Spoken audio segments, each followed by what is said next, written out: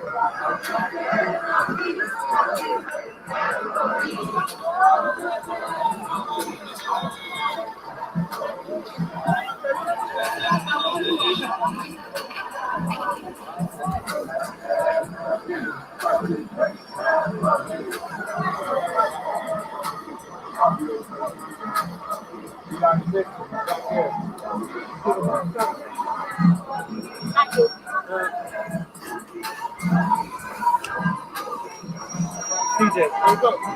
I'm right here, sorry. There's that yellow joint right over there. Real low. Take a whiff.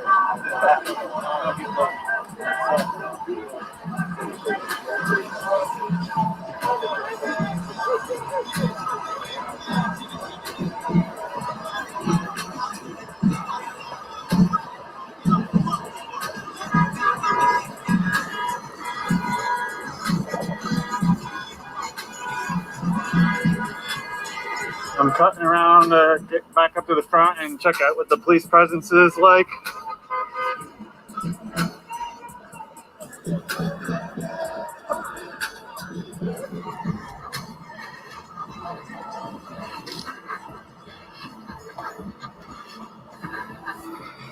Bicycle crews with us to help with traffic and also to create a line to protect from police when necessary. So for those who are familiar with the public safety building, I was shown this earlier, but there used to be a row of trees here. They cut all the trees down,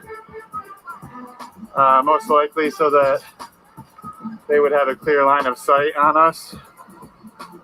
So that's new. But so far, everything else looks similar to how they've started each night. Cops on top of 490. Some cops on Exchange behind the bridge. And about 20 or so police outside in front of the public safety building. Again, there used to be trees here. They've cut all the trees down.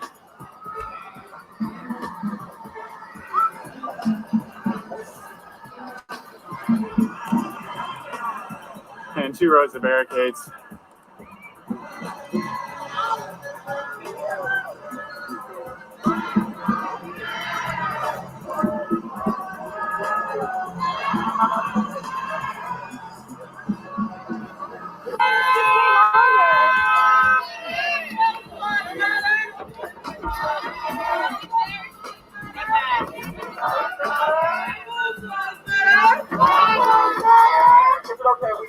Yes. Yes. Yes, we're getting pretty as fuck. Repeat after me. So repeat after me. Repeat after me. Just because you stop waiting for us. Just because you stop waiting for us. Black people have been stuck waiting for living. Black people have been stuck waiting for living. Is that right? I tried to freestyle that didn't work. You're good, man. There in the car, just because you're stuck there waiting, just know that that small convenience in your life has nothing to the 400 plus years that black people have been feeling forever. Just because you stuck there for 10 fucking minutes. We've been stuck here for multiple 10 decades. Oh my god, are you serious? Oh my god, he really has a little saw. Do you see that? An electric saw. Indigenous!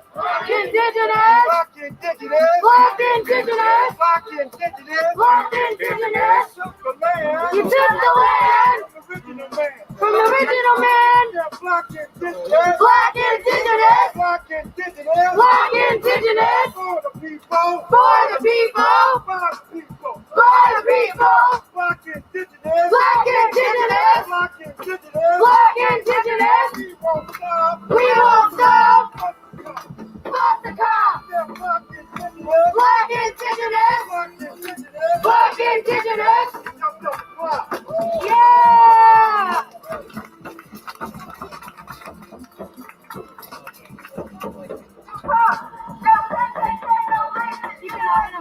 Switching up the thingy. Racist USA! No KKK, no racist USA! No cops! No KKK, no racist USA! No cops! What do we want? Now! What do we want? On his American flag mask. What do we want? Now! Stand up! Will we stop? Will we be silent? No! Will we be silent? No!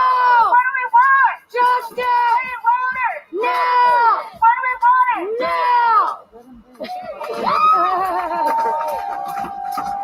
Alright, you just come off long enough and get out. Just take our sweet time, you know. Back.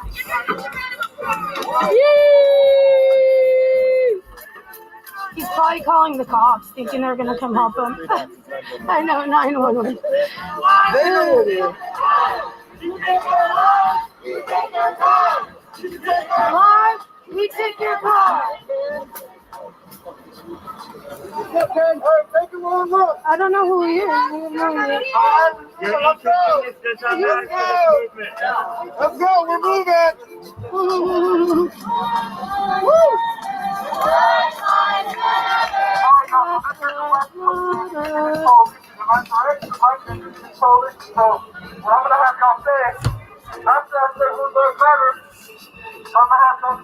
I don't know who he is, you guys. He just is somebody who's pissed off and angry. Black indigenous.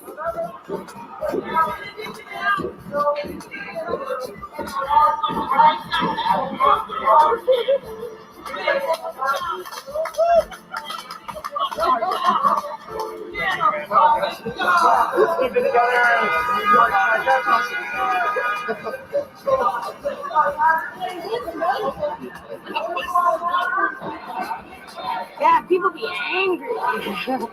People be angry. Ah. Sorry, guys. Anyway, thank you to everybody who donated to me because I am going to be getting a very nice jingle tomorrow that I'm really excited about. And yeah. You are no one without a badge of gun. You are no one without a badge of gun.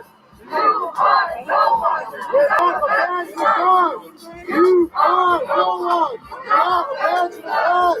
You are no one without a badge of gun. You are no one without a badge of gun. You are no one without a badge of gun. You are no one without a badge of gun. You are no one without a badge of gun. You are no one without a badge of gun. You are no one without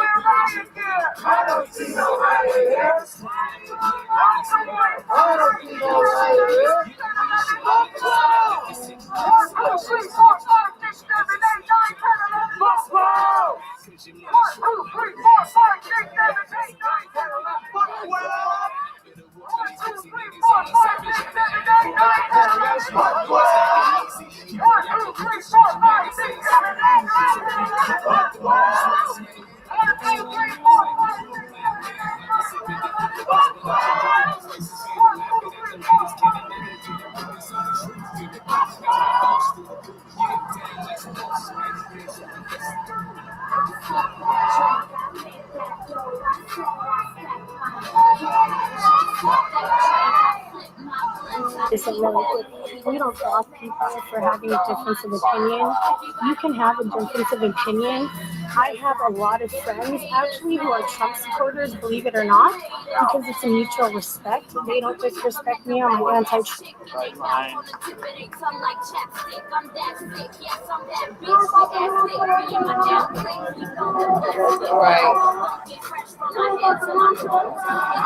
Legal observers again, noting what's going on and everything.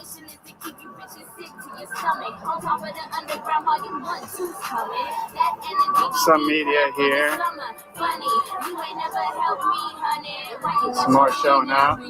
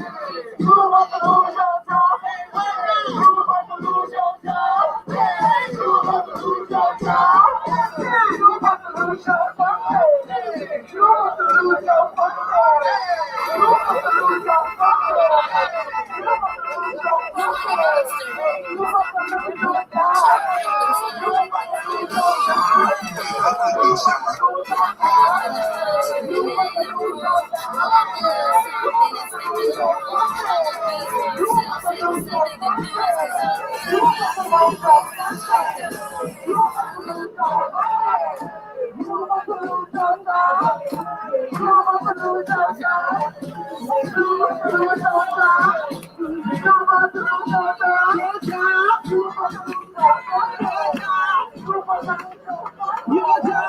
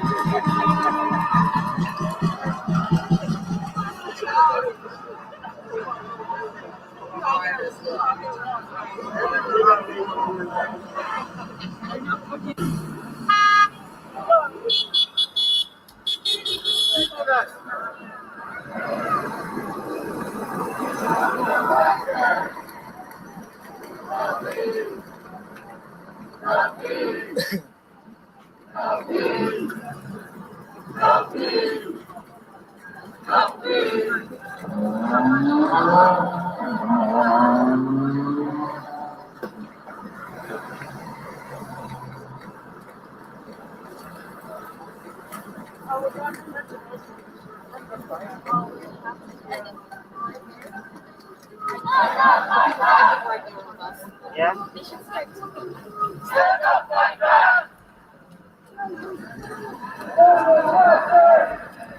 Hey, if they're both with us, get them side by side.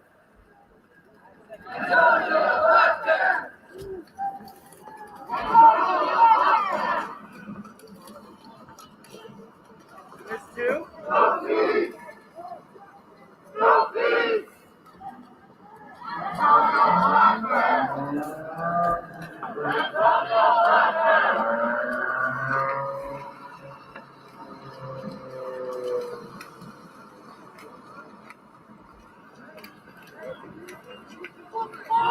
Collective trauma. And we've been left out here alone by elected officials who are passing the ball of who is responsible. But we are powerful and we are standing on a righteous cause. This is a righteous cause. And when we come against them in the name of righteousness, there is no weapon formed against us that will prosper. Somebody shout it. You couldn't take Goliath down. There's no way you can take Goliath down. Goliath got a whole propaganda machine from New York City to California. There's no way you can take Goliath down. Goliath got Law and Order episodes every night saying that they are the hero, saying that they are saving our community. Everyone thought you couldn't take Goliath down. But David came, and I'm really not preaching to you. But when my dear son inspired me, he believed. He believed. Even when folks are on Facebook criticizing us, even when folks are saying, well, you can't do this. How can you ever do this? I'm going to tell you a story, and I'm not going to tell you who the city council person was. I was talking to a city council person a month ago. I said, you know what? You really shouldn't build that building. You shouldn't do it. The times are changing. The people want something different.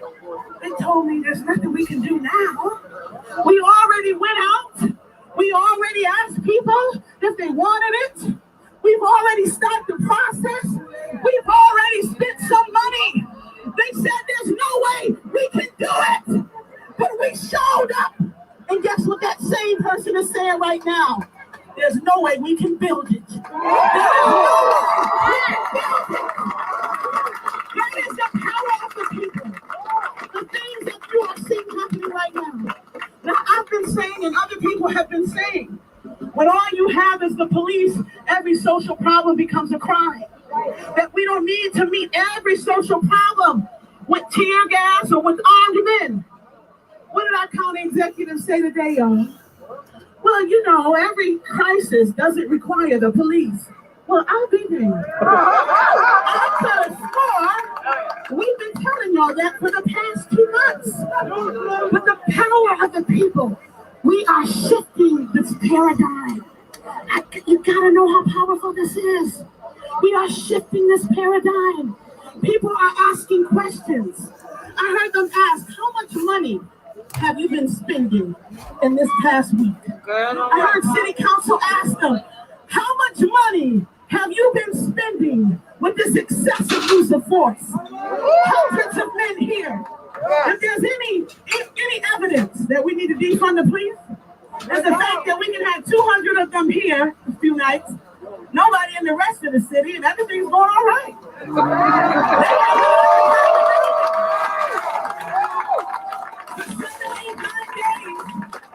The police are occupying the building. And guess what? Everything's been going all right. This is where the war zone has been. And they have taught us that there's so much violence out there that we need them. We have to have them. And the only folks that have been causing violence in the past 7 days is the RPD. Stay strong because we are shifting the paradigm. We have the courage of David. And when David took down Goliath, remember everyone, every naysayer will come behind you. Every hater will come behind you. Every city council member will come behind you because they know day after day you are taking down Goliath. And they never knew it to happen. Now from Annabella to city council, they are all questioning the power of Goliath. Did Goliath ever have the power? Or did the power always belong to the people? And we know the power has always belonged to the people.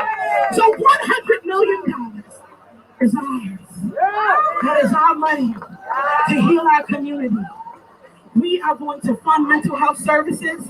Let me tell you this. You better create jobs for Black people when you develop those mental health services. Because what the last thing we want is money going from the father in the house as an RPD to the mother in the house as a social worker. The last thing we want is to continue to fund the suburbs with social workers who show up to home, all white women, and go back to the suburbs and spend the money in the same household as our people. Oh no, you can't have that. Adam Bellum. You're gonna something around. Yeah. Remember, everything you do should be reparations in nature. Yeah. Whenever if you put 700,000 or however much into a system, you should be asking yourself, how will the Black community benefit from this system? If we change the way we respond to drug sales by creating a new system with more jobs, make sure those jobs are for Black folks in our community as a form of reparation.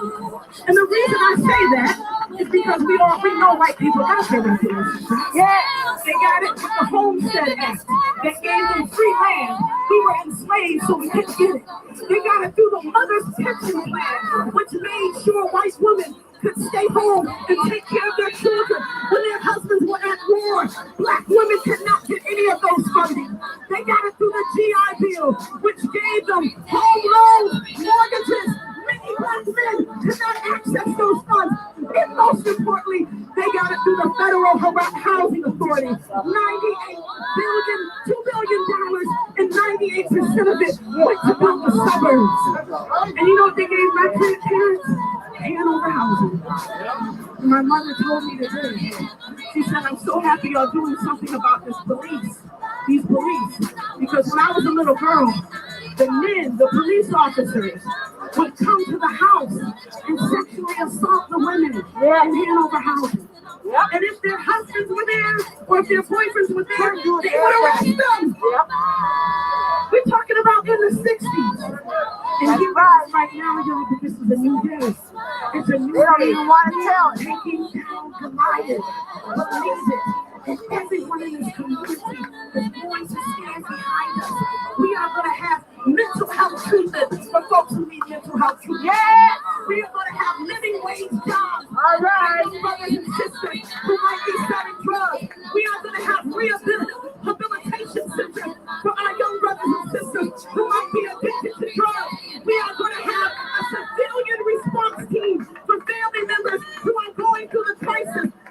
tell you, as a public defender, how many people are represented because they had a conflict with their mother.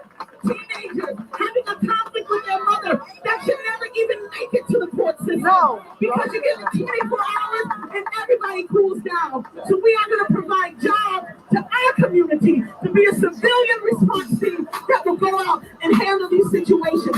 The time is now and the power is in your hands. The time is now. Yes!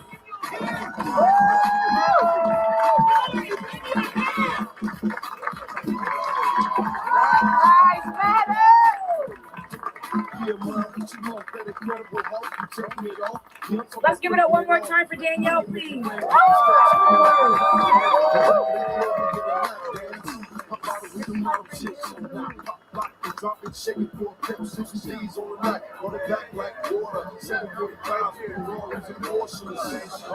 All Black Lives Matter. All Black Lives Matter. All Black Lives Matter. All Black Lives Matter. All Black Lives Matter. I ever catch somebody out here trying to sign us a black one, we got a fucking problem. That's a fact. Let's make that clear now. Let's make that clear now. Y'all see these pigs back here? Y'all see these fucking pigs? They don't give a fuck about us. But we give a fuck about us. We love to support each other. So what are we gonna do? Lose our chains. Lose our chains. We gonna lose the chains, right? Yeah. We gonna lose the chains, right? We gonna lose the chains, right? I can't hear you. We gonna lose the chains, right? So let me ask. They keep already saying, agitate. When these other fucking officials out, what did you do so far? You already agitate. What did you do so far to agitate? When these other elected officials are. And right now I'm talking about our right allies. What did you do? Because they come back to find out that nothing ain't happened. Y'all already got caught saying that y'all lied already. So we don't want another one, no. We don't want another one. Because that means somebody ain't helping for the cause. So what did y'all do? What can y'all do? Think about that. What can you do? Because not till I said y'all next door neighbors with these fuckers. Literally live right next to them. Agitate.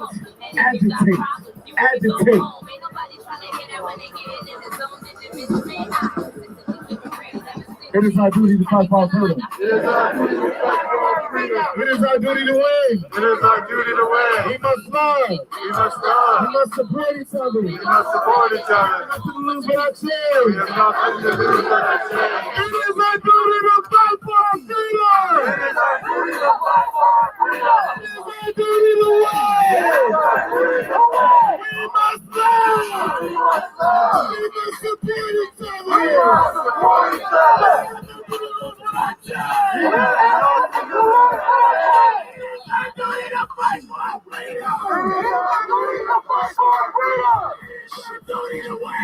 It is our duty to win. We must love. We must love. We must support each other. We must support each other. We We have nothing to lose but our chance.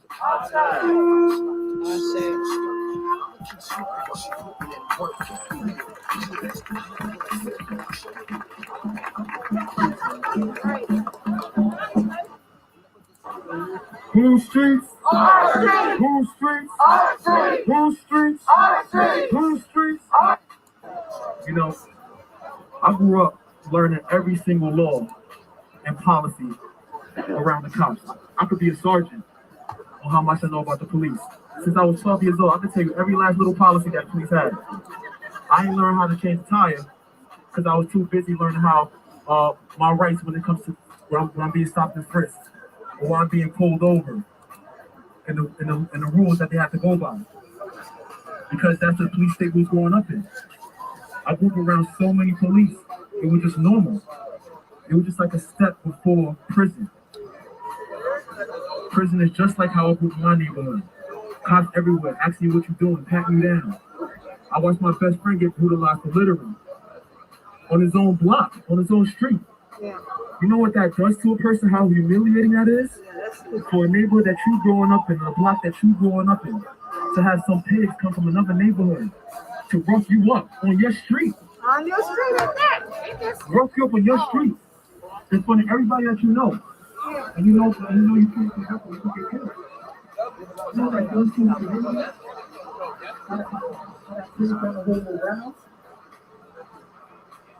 imagine going to school the next day and having kids making fun of you because you was beat up by some cops. It was funny to them. They recorded it. Imagine how that feels. What that could do to a neighborhood, what that could do to a community.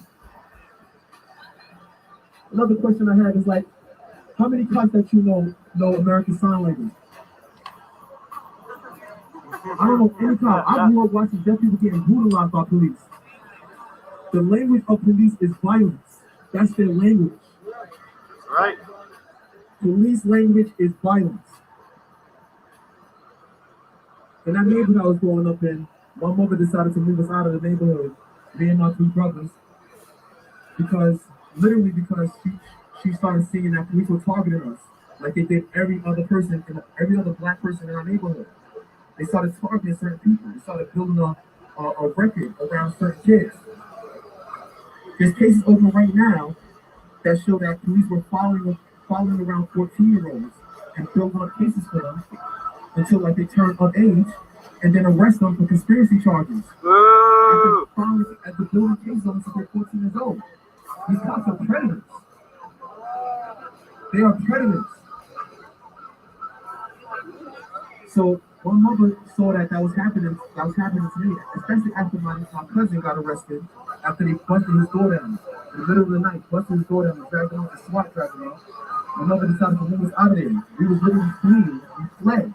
We had to flee our neighborhood because of the police presence in our neighborhood. Because she was sure that the cops were going to arrest us. She was positive. She knew. So after we left out of there, we moved to a small neighborhood in Pennsylvania. But guess what? The police violence did not, we couldn't escape it. We couldn't escape it. I was still arrested. My little brother was still arrested. My older brother was still arrested. My big brother was arrested. We all had been arrested. We all done time in jail. All four of us. We could not escape it no matter where we went. So I'm going to go quickly over the time I was arrested. It was 2 Thanksgivings ago. I was walking into a lounge I was invited to, and then a cop named Robert Collins thought I was somebody else. Literally had mistaken identity because they see black people as we all look the same. So he pointed at his taser at us and said we had to get out of the building because we were violating some type of rule. So he turned around and started